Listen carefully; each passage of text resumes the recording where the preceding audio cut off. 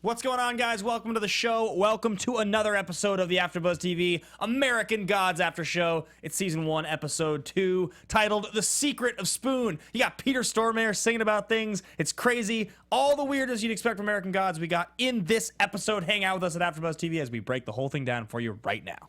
You're tuning into the destination for TV superfan discussion, AFTERBUZZ TV. And now, let the buzz begin. Oh, it's this song. I thought I was the Happy Days song. I was with These Days Are Out. No. It's the wrong show. You don't know your media.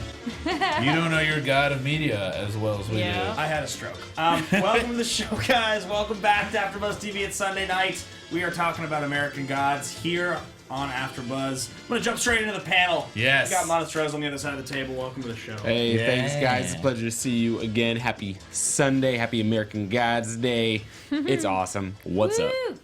Kari Lane. Yes, hey, how's it going? You can find me online at Kari D Lane. That's Karidlane. And we are live in the chat. Love that you guys are already talking. And yes, Xavier says Lucy music, LOL. Yeah, we picked it, to be funny. We knew it. Yes. We knew it. Got the child. We follow our gods of media. I'm Dave Child. You can find me at MR Dave Child in all of the internets and also davechild.com. I'm happy to be here. I'm excited to talk about this episode.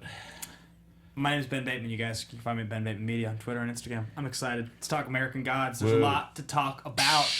So, first and foremost, guys, we jump in here. Of course, if you want to follow along with AFTERBUZZ TV, you can find AFTERBUZZ on Twitter as well, at AFTERBUZZ TV. Please give us a rating or review on iTunes. That's the number one most awesome thing you can do for us at AFTERBUZZ. We provide free content all the time. We probably will never charge for anything at AFTERBUZZ, and to do it, a rating or review on iTunes helps us stay high in the standings. It's what we need to keep doing the thing we do. So that's awesome. And then last but not least, because this is based on a book, and there's some knowledge of that book on this panel, we are going to be vague about those spoilers, but at the end of the episode, we'll do a quick couple minutes where we just make reference to those things. So if you do really want to hear that stuff, don't worry about it. There's definitely knowledge here. We're just trying not to ruin anything for anybody. Mm-hmm. So, let's get straight into it. So we start with another throwback. Another throwback to 1697 on a slave ship. Yeah. And loved it. Yeah, this was cool. I was thinking about this. So Orlando Jones, very accomplished actor. They kept, as they continued adding names to this cast, it was crazy. Those 2 months of casting. Yeah. It was like every week you'd see a new thing on Deadline, and you'd be like, oh, wow, they already announced the big casting for that show, and then there's like some other big name. And he came up, and I remember thinking like, I wonder what his role is going to be. And as he was doing that monologue in the beginning of tonight's episode, I was like, that is a hefty piece. Yeah. You know what I mean? Like, you come into that role, and I have to think that's what you're auditioning with, is just that. If you're even auditioning. Oh, sure. Right? Yeah. I mean, that's all he's got. He's barely even interacting. It's basically just a monologue. And it's like a 3 or 4 minute monologue. Yeah. He was a character that a lot of the readers were excited to kind of see come to life, because Mr. Nancy is like kind of a fan favorite. I'm glad we see him in the second episode. And also, I think it's important that we see at the end of last episode, we saw our main character, who is a black man, getting lynched. And then the start of the second episode is a slave ship coming to America. And I thought that was perfect.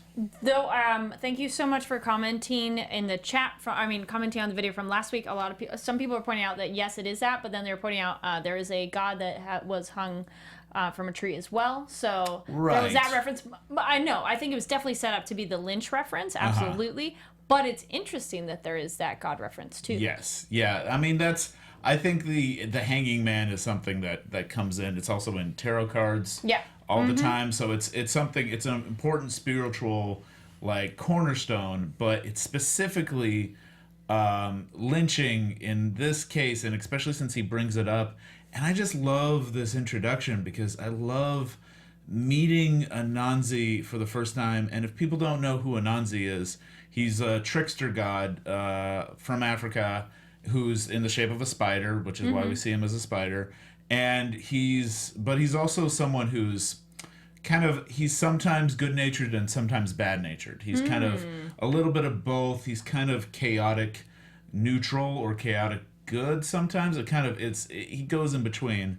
And just seeing him just coming in with modern clothes, or somewhat modern clothes, like this New Orleans garb, and telling them what just telling him the truth. Yeah. Yeah. Just like diving into what happens to the history of all their ancestors that are gonna show up there. Yep. It was so powerful and also just like so heartbreaking.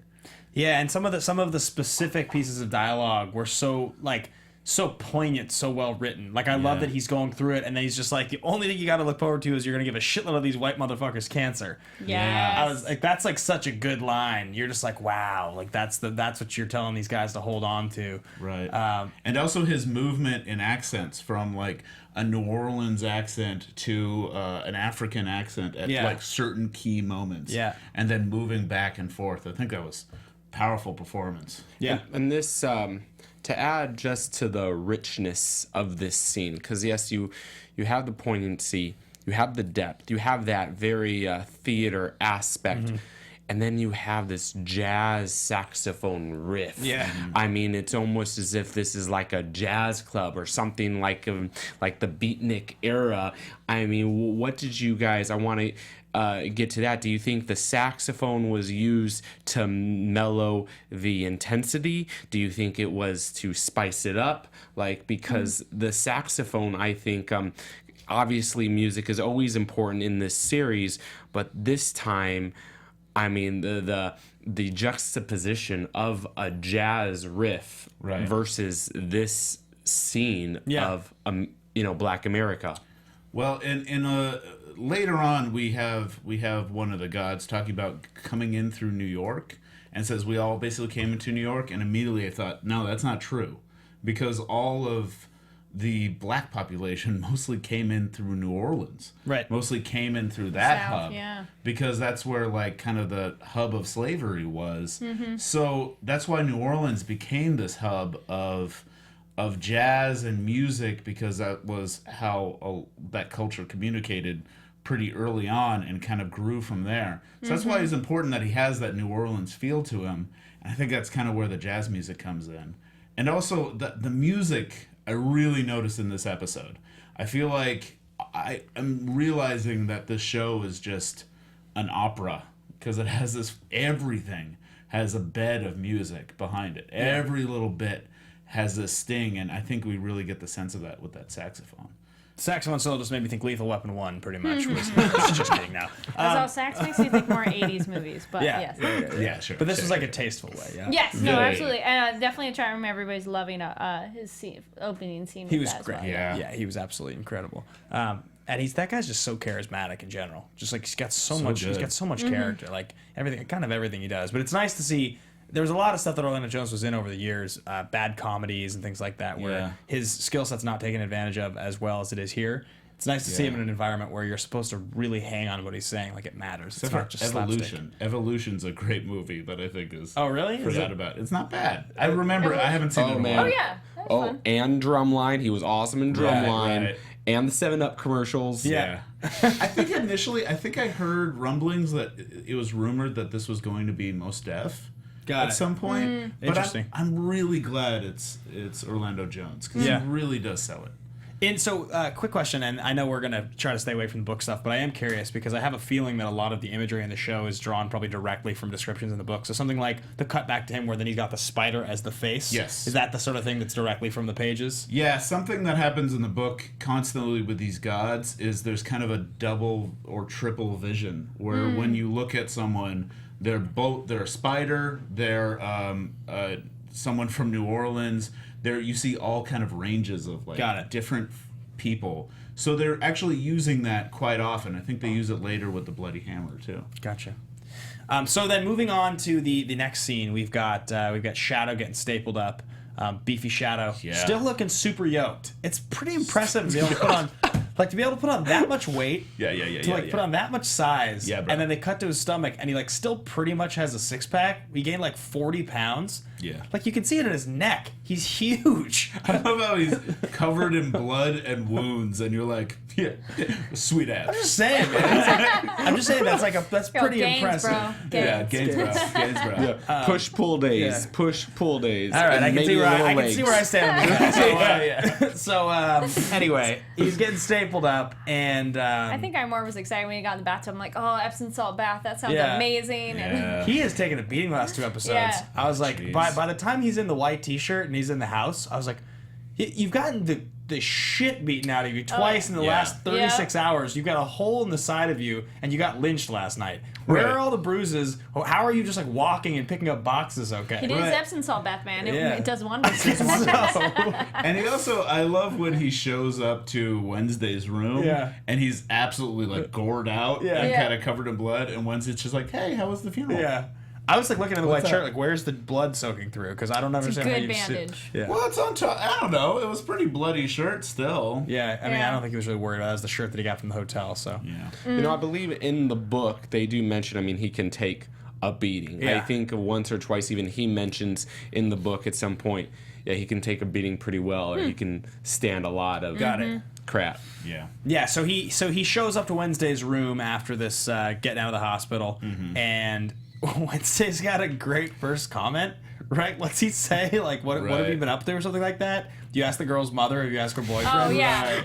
Still, it depends who you ask. And you're It like, all what are you depends who talking you about? ask. Which is like it's also Open some doors for the woman. yeah. There's all this dialogue that has so many double meanings because he's talking about the literal girl in his bed. Yeah. But he's also kind of talking about how like what side of the war you're on or Right. what side of like any conflict you're on. It depends on who you ask. There's a lot of, I mean, so that stuff at the beginning with the slave ship and then like a lot of the comments with the old world versus the new world. I mean, I Yeah. think that's the sort of stuff that they're making reference to when like EW says this is the most important show on television. It's because it does speak to a lot of things that we all pay attention to in the real world. I mean, they're veiled obviously in this fantastical show, but when you just piece these things out, the conversations really do lend themselves to the conversations we would have. Yeah.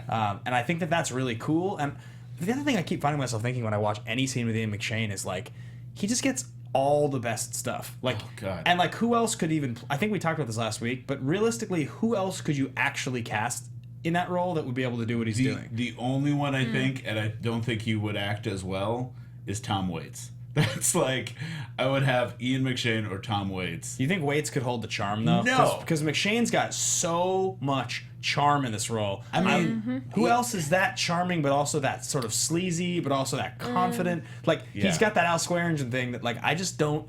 I seriously can think of almost no actor alive that would do this, that would be able to pull it off like this. I would love to ask our fans out there. Yeah. I would love, get some what they think. Like Daniel Day-Lewis, probably. Like, you put Yes, Daniel, yeah, maybe. sure. I just think it's perfect casting, and you can't No. go. Yeah, he's Not quite. You can't go past. You can't No. go Yeah. past Ian McShane. Yeah, I love it. So, I like. I think I'm not sure how you pronounce it, but Saraqual says Wednesday doesn't pay attention as long as there's limbs still attached.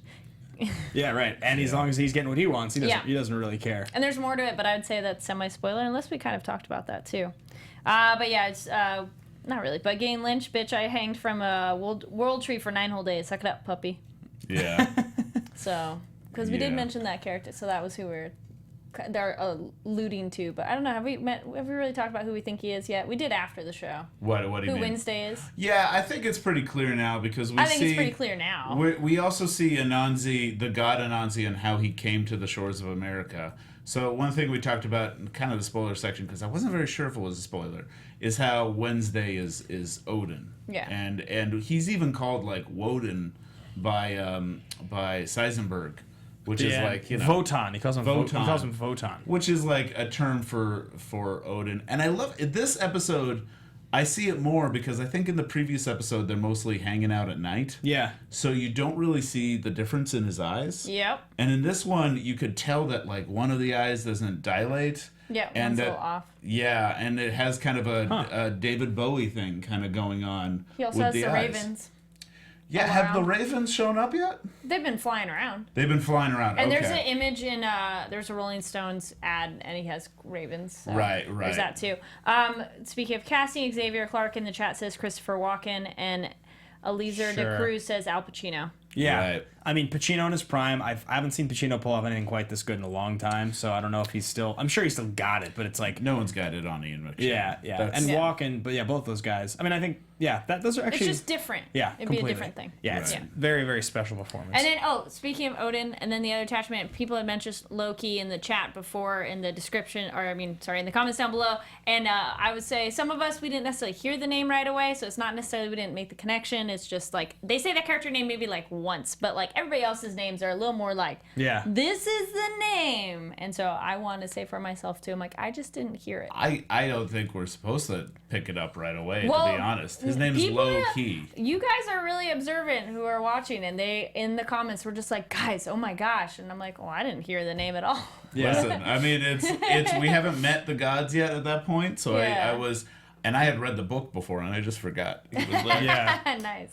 Yeah, I did have. I'm curious about this. I might be going ahead, so maybe I'll sit back on. Hold back on the it. next thing. There's a great relationship already forming between Shadow and Mr. Wednesday that reminds me a little bit of the way that Bryan Cranston would talk to Jesse Pinkman in Breaking Bad, where he would constantly be manipulating him and calming him down and getting him and manipulating him and just getting him to work for him. Yes. And there's a whole sequence of that conversation where he's like, "You hungry? Well, they don't have food here, but you can order a pizza. Charge it to the room. Charge it to the room." And you're just like, what are you talking about? Yeah. And then as he's walking away, when he says, "Don't think because I didn't lose my temper that I'm not angry or I'm lacking a plan," which is a good line. Like that. Yeah, good line. Because you're like, as much of a hustler as you are, the wheels are turning, and you may be the old world, but like I still am expecting you could blow all these assholes out of the water, and I'm hoping to get to see it. I want to know how long it's going to take for Shadow to know what's really going on, because I love how everyone around him is like, dude, he doesn't know.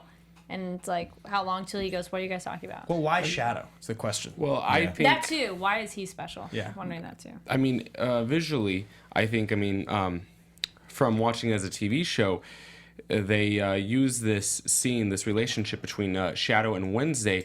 They especially use Wednesday to tell you again or remind you of what the series is going to be about. They're almost using, without any spoiler alerts, Wednesday does give the entire series. He did this in last week's episode, especially in the car ride. You know, he alludes to, hey, they're going to go to a special destination. Right. Obviously, I think, I really think he's not just talking about the episode you're watching.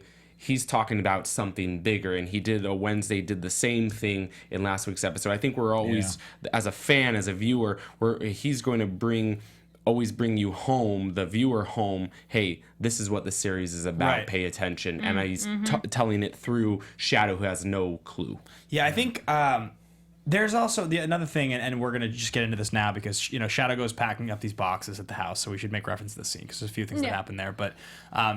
Before we get to that, just when they're driving in the car, and he says, "Why not the highways?" Yes. And Wednesday has a couple lines there about the serendipitous beauty. Oh, he says, "We won't see serendipitous lovely." I rewinded and listened to that a couple of times because I just love the serendipitous lovely. It's a very cool line, and it's there's a very like classic American sort of driving across the country and taking in the country and the importance of the old school American values, nostalgia, and romanticism to this show. And that's, I think, all of it. I mean, all of the interesting things. And I think that's what Neil Gaiman in the first place was doing. He was saying there's a beauty to the history of our country. There's also a lot of horrible violence, and you can juxtapose those two things. You can love one and be afraid of the other, right? And that's kind of what the whole thing's about. And I like that Wednesday is the old god from the old world who respects the beauty of old America, but he's also kind of in on the violence. Well, his interesting line though, the next thing where he's like, "My favorite kind of women are super white and blonde and blue-eyed." I'm like,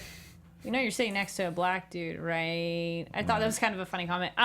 And then the driving thing you made me think of. So I just literally picked up the book very, very recently. And like the first page, I like that they mention like, okay, this does reference some real places, but a lot of it is artistic liberty. So it's not exactly a roadmap. I just thought that was kind of humorous and interesting that they would bother to tell you that right away of like, okay, cool. So it's going to be some real places. And even they're like, this tree in this city, it might actually exist. I don't know. And like, have fun finding it. Right.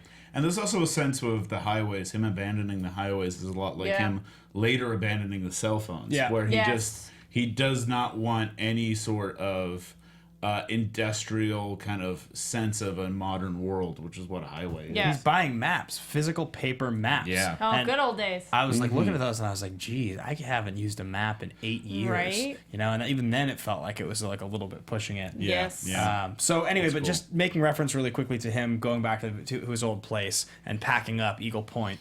You know, he's in the house and he's having some flashbacks to Emily Browning, to his wife.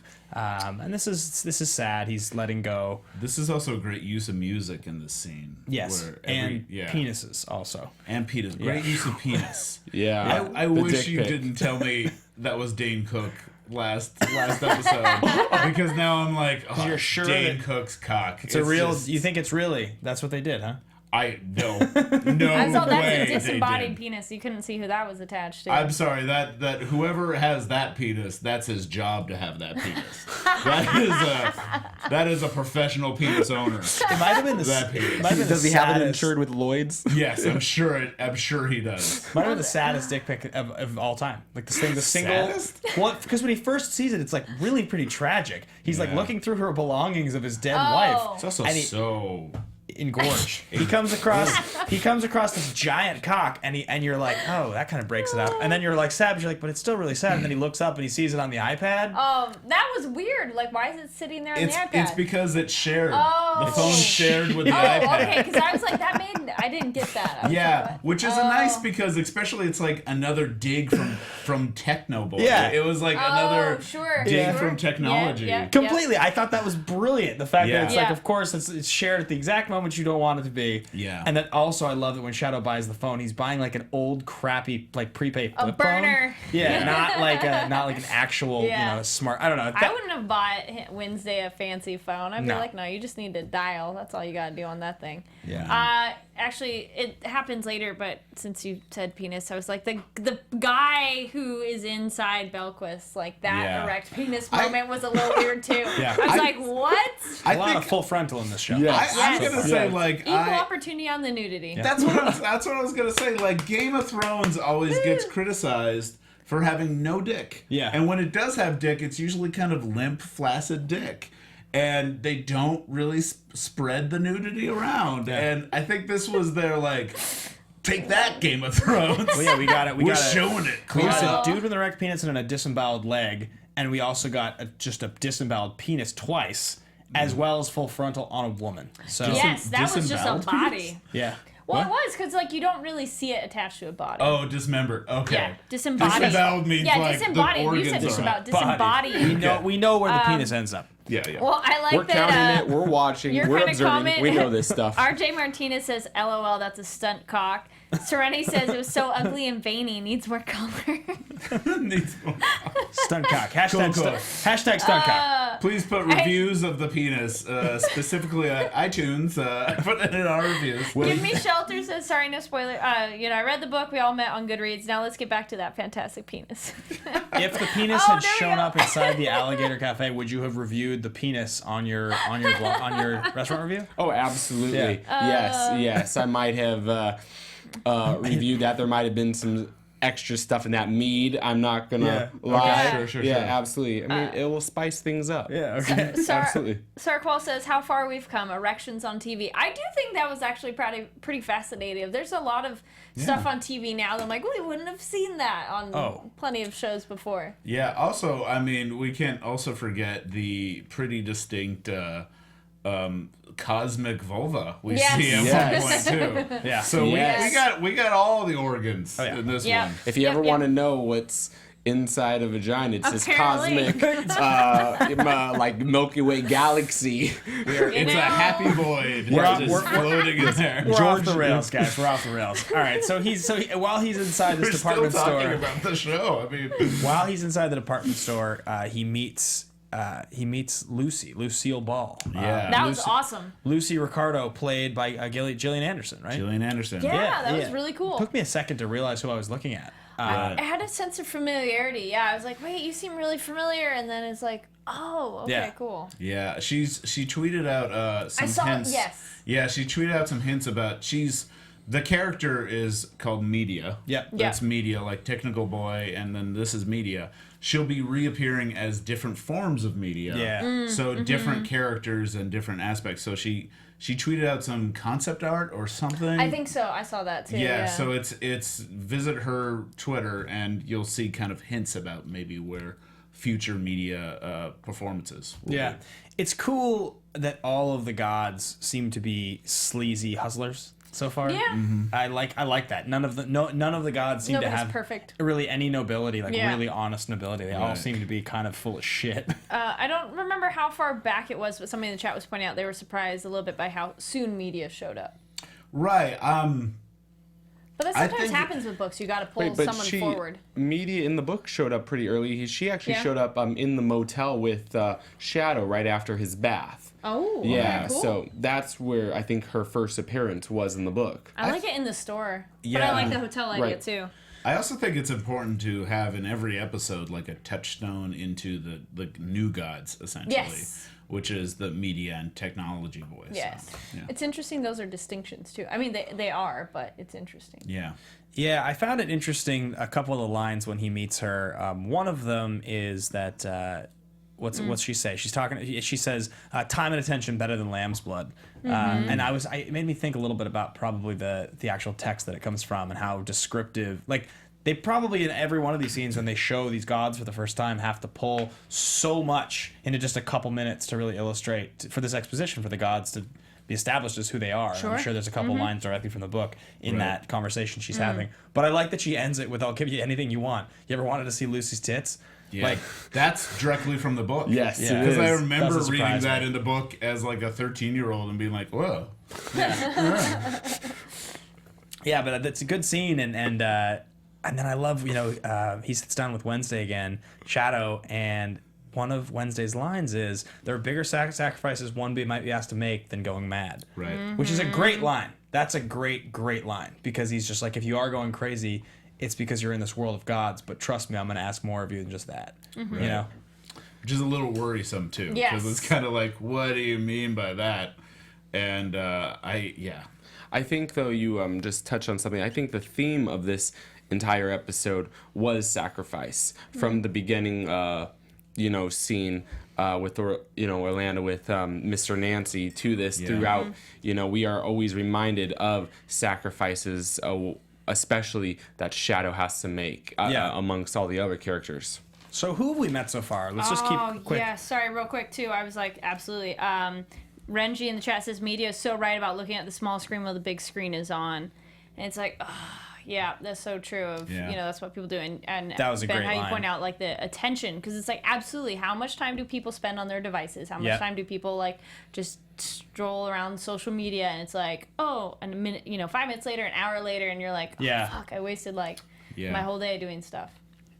So how many? So we've met Mr. Wednesday, Media, Technical Boy, Mr. Nancy, Mr. Leprechaun. Nancy, Mad Sweeney, Matt Sweeney.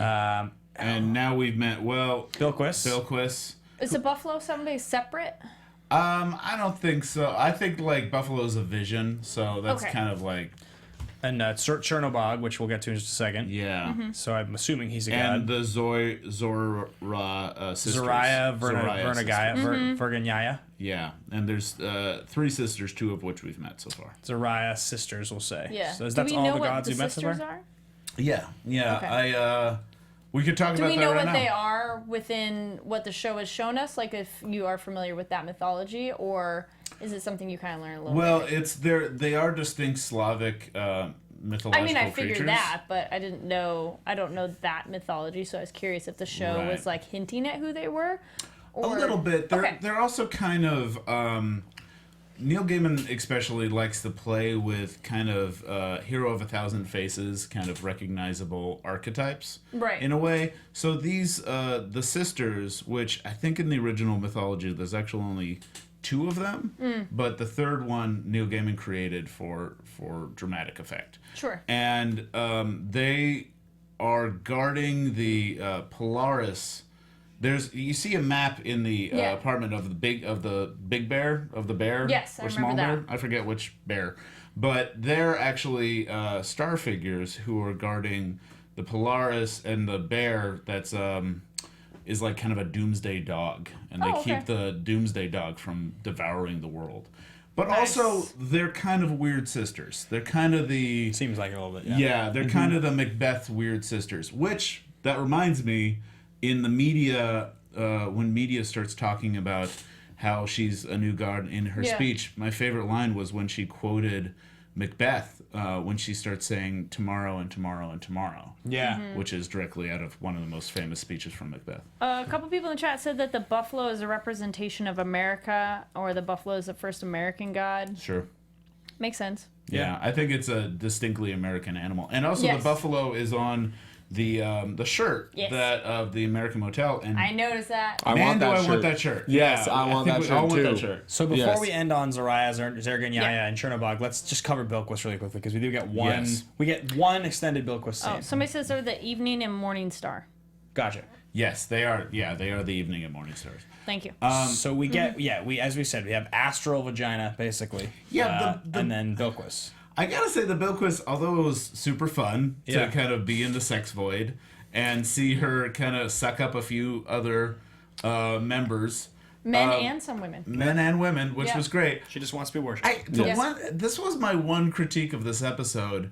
That was not new information. None of the stuff that we saw, I think it was there just for the museum sex. was the kinda museum cool, was though. new. But the museum wasn't that just telling us that she was an old god that is missing the old god ways and is now just like can only if you put it eat. that way. Yeah, I mean, I just felt like it was good, it was fun, Just nothing new. but I kind of wish we were able to move on to another god like we did with Anansi and get a sense of like another god in another place, because there's no story right now with her that we're building. She has, as of this point, you're right. She has no enemy or no arc. She's not relating to the rest of the story at all. Yeah, I mean, there's definitely... Look, I will be honest with you. As much as we're breaking the episode down and there's a lot to talk about, I felt pretty lost in this episode. There was an abstract nature to the first episode that it actually reminds me a lot of Preacher.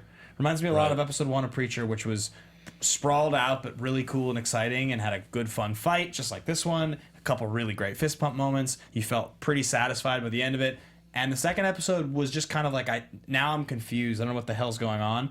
And this was a little bit of the same for me. Because, like you said, Bilquis didn't really need to happen this episode. Yeah. It kind of just felt... And the stuff at the end, which we're about to get to, where we meet Peter Stormare, Chernobog, again, the scene was extremely long, and Peter Stormare is the cornerstone weird guy actor. I mean, for everything he's ever been in. I'm talking everything back to friend in the wood chip of that. Yes, Fargo, that guy. to Armageddon, to Minority Report. That's just what he does. He's always that guy. He's always a similar character who's very kind of creepy and bizarre. And he's the same in this. It's like he hasn't aged a day. And he's singing about spoons and holding a Bitter coffee. hammer covered in blood by the end of it. And as he's sitting there singing, I'm just thinking to myself, like, if this show wanted to be bizarre, this is exactly what they need to do. Put Peter Stormare singing with no music behind him about spoons and coffee, because I have no idea what the fuck's And he's going on. always like, for some reason, the same wife beater. No matter what movie he's in. Yeah, it's a good point. It's a strong point. It's a strong point. I saw him once in LA eating at a sushi restaurant reading a script, and I was like worried. I felt like I shouldn't be in that sushi restaurant because he's gonna do something. Like, this fish was rotten and he was eating it anyway, because that's I what... was like, he's gonna do something. Yeah. I mean, the one thing about this that I'm getting a sense of, a lot of people like to kind of say the cringeworthy description of a show is an 8-hour movie, and I kind of feel like maybe that's what this is going to be. A miniseries, effectively? Yeah, but I kind of wish... One thing that I also talk about the Fargo show, and one thing I like about Fargo is it is like just one storyline in a season, but every episode kind of feels like it has a meaning, a beginning, middle, and end. And I like this episode, but I also am familiar with the story, so I'm kind of like, ooh, yeah, next part. Ooh. Yeah, right. Makes sense. But it might not have a very strong beginning, middle, and end to each episode. I wasn't lost, but I felt it wasn't as impactful as the first one was, but maybe because the first one had a lot of the shocking stuff, and now we're like, okay, we saw that. But here's man, a we few get so dicks. quickly desensitized. Well, that was a different kind of shocking. Yeah. Maybe of like, oh, okay. I mean, this is from a very basic point of view, as a viewer who doesn't know what's going on, because I haven't read the I was book. gonna say I'm with you there. I haven't gotten that far yet. Yeah, basically this is what I can gather. So from basic storytelling, it's satisfying to see Shadow and Wednesday effectively getting to know each other, Yes. and you realize that okay, there's a plan and there's something bigger happening, and it's Yes. a little bit of Wednesday against the world. He has to gather people. Yeah, it's a little bit of Wednesday against Yes. the world, and he's got Shadow as his guy. So that's you can understand that. Yeah. And there's a little bit of an understanding that there's like this like syndicate of gods that all seem to know Yes. each other, and they have this like sort of network, and you're trying to learn how that interacts. Yeah. That's about as far as I've gotten. Everything else, I don't really understand how they connect. Some of the gods, I don't really know who the hell they are. I don't even really understand who's a god and who's not right now. Right, but I think you do get a sense that there's a bunch of old gods that you're maybe not supposed to know who they are.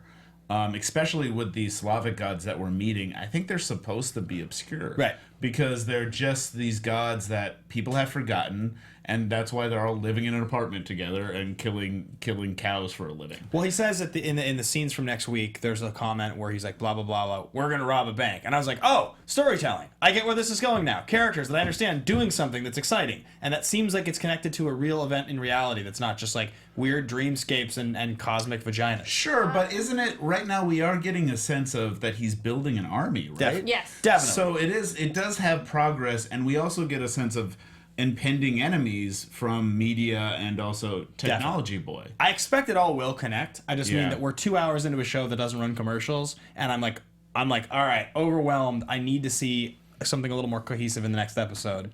I want to know how soon we're gonna find out why Shadow's important, because it's interesting. Yeah, that, it's a really important point. because it's like every other god wants him. That Yep. you're like, Right. that's weird. There must be something about him. He's got something going on. But I'm wondering if that's something that we won't find out until like 3/4 of the way in or something. So I'll answer both of yours. I was gonna say, like, don't tell me no, why. No. Okay. I mean, this is just. So first of all, from the filmmakers, I mean, the creators' perspective, at least in television, usually the second episode is almost a doppelganger of the pilot in almost all TV. I mean, this, in a way, yes, this is a heavily serialized show, and they did follow the book, but there were so many similarities between this episode and last. You're right, from Bilquis doing nothing. I mean, almost a lecture with Mr. Wednesday. He did a very similar lecture last week.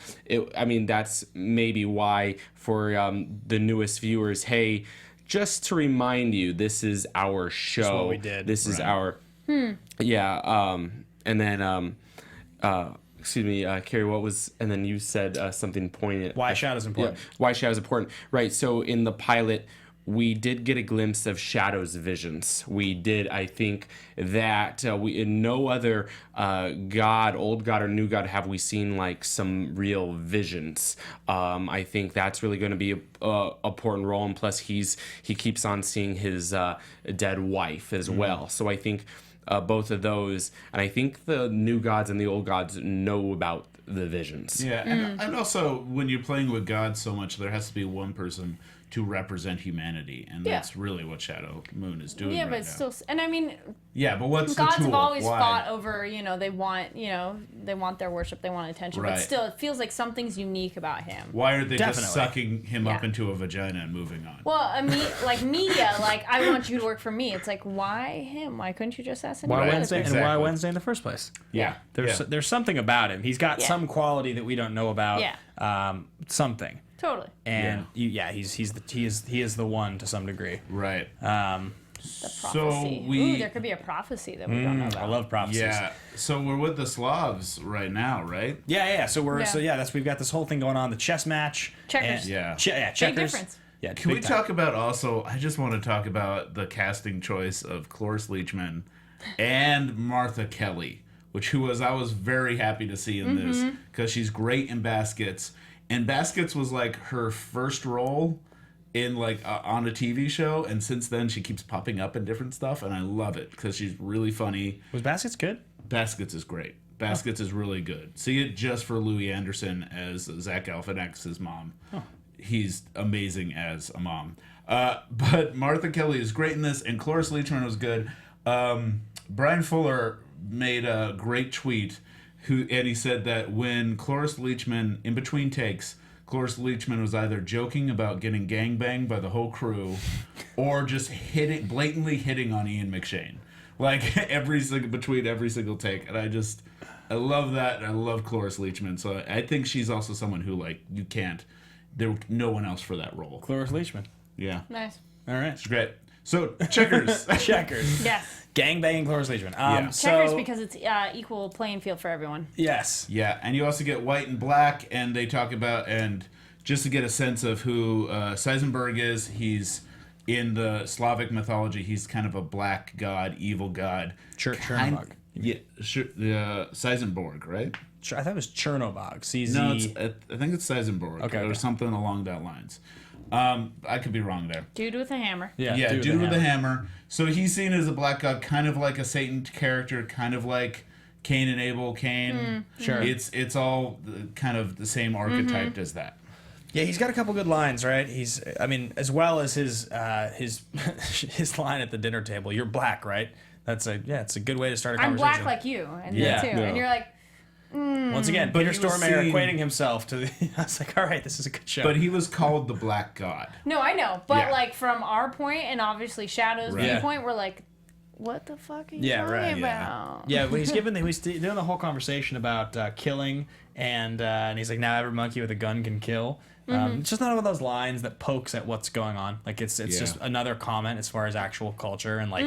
And you're my only black friend, which is like one of those things that people who kind of think that they're woke or something kind of tend to say, and it's kind of feels a little lame to be like, I got black friends. So to recap kind of what ends up happening, as well as the bet that if I beat you, I'm going to kill you with a hammer at sunset because the best blood flows at sunrise. Sunrise, yeah. And Shadow goes in on this, and Wednesday kind of encourages sure. him to do it. But it does appear that he's, even though he's going to kill Shadow, I do expect that Seisenberg is going to go with them, and Shadow will survive. Oh, yeah. Right, because it is the third episode of the series. Yeah, the most Yeah. important, and we have to wrap here, but the most important thing that I think he said there is they'll all be there, everyone but you, showing what they think is powerful, something like that, right? That's what Wednesday says. And he's playing off of his vanity of strength. Yes. And like power. Yes, because he has all those lines. I was wondering did anyone else think that we were about to meet Thor? Oh yeah, because the Yes. hammer. Oh, he said I want to get my 'Cause they're hammer. gonna meet my hammer. I kind of wondered. Yeah, I think Neil Gaiman is purposely going against who you would expect. Yeah. Yeah. And so that's I why like it's seeing not the Thor. other cultural gods too. It makes more Right. sense too, especially if they all immigrated here their own different ways, you know. I expect Yeah. we will meet Thor at some point with Odin and Loki showing up. Sure. Like, it seems hard to believe you wouldn't meet Thor. I would love what the sisters are going to do with all of their gifts, like the binoculars. Yes, the I books. like their gifts Yeah. were interesting. Just That was railing vodka. Just, Yes, Yeah. and the I yes, also the Kettle love One. how Martha Kelly already has a giant crush on Shadow Moon. Yeah, it's cool. great. Oh, the curious to see what romance happens. novels, and she looks up Yeah. at Yeah. him, and you're like, okay then. Yeah. It's great. Yep. Who doesn't have a crush on Shadow? Yeah, I mean, Right. we all do. You sure do. I love it. Dude. I mean, those abs. Have you seen those abs? So yoked? Yeah. Is that the right He yoked? said yoked, yeah. So yoked. I'm gonna ask that Dave be replaced on the panel. Anyway, guys, that I think pretty much wraps us up for the episode recap. Yeah. Should we get into predictions and spoilers real quick? Sure. Sure. AfterBuzz TV predictions. So, yeah, this is gonna. I don't know. I don't think we have to get into the book. No, No. I would say, honest to God, if you don't want to hear spoilers, I think we'll combine spoilers and predictions right now. If you want to make a prediction based on something you know, I would say just because we're not gonna. Yeah, I think I would. What I'm curious about and what I'm dying to see is That was a spoiler alert. we're talking about gods that are popular in America, and this isn't something I already know of in the book because I hear that they've changed this and adapted it. I'm curious to see Jesus. I'm curious to see like what the Christian religion looks like through the eyes of this American gods. That's an interesting point. That's yeah. very interesting. Yeah.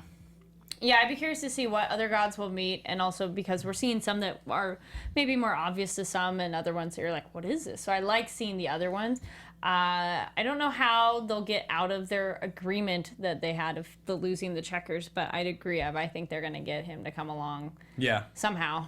I think the big breakthrough for Shadow Moon, understanding what's going on around him and I hope embracing he it. learns soon. Well, I think what's going to happen, and this is, I think it's going to be his dead wife will become a part of the actual story as an alive character. And when she does is I think when he's going to embrace what's going on. I think that's going to be the moment. We will get Mad Sweeney looking for his coin next week. Yes, That's what we saw that. in the next And then week's. maybe that's when he'll be like, oh, it's with, it's at the grave. And Yeah. then he's like, what'd you do? Yeah. Yeah. I mean, we're road tripping. I mean, the road trip has started. We left Indiana. We're in Chicago.